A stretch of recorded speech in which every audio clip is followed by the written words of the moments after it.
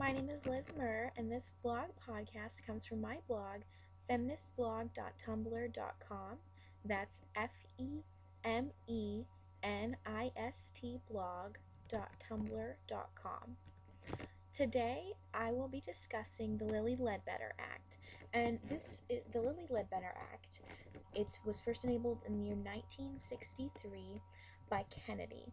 It ensures that businesses and employers will give equal pay to all genders. This came from the court case Ledbetter versus Goodyear Tire and Rubber Company.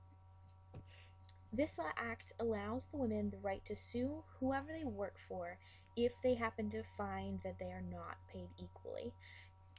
If women are unsure of males' salary of the same work, of course, they cannot be certain that they are indeed receiving equal pay, which is I'd say, a loophole of the act.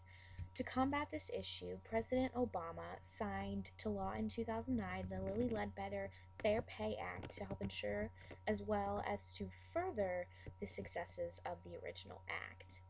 The wave of feminism that this issue most relates to is the second wave of feminism. For 1963, this is when the case was in full swing. However, this issue encompasses more of the recent waves of feminism as well. Unfortunately, women are still paid 77 cents to every man's dollar, and the current waves still fight for this discrimination to end.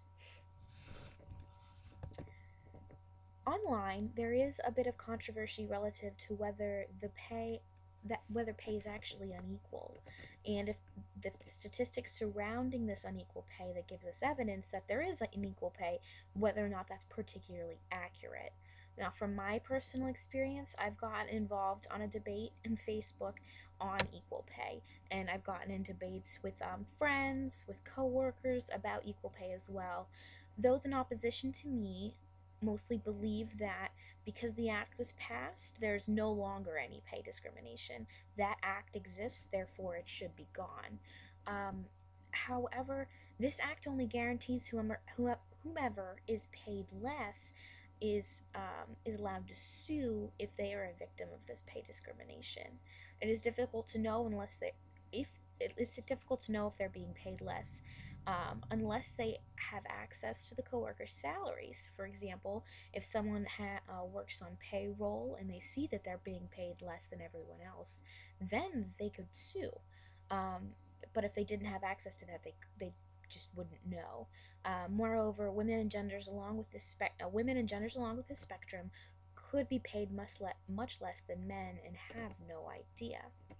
Continuing this notion, many believe that the statistic 77 cents to every man's dollar is accurate because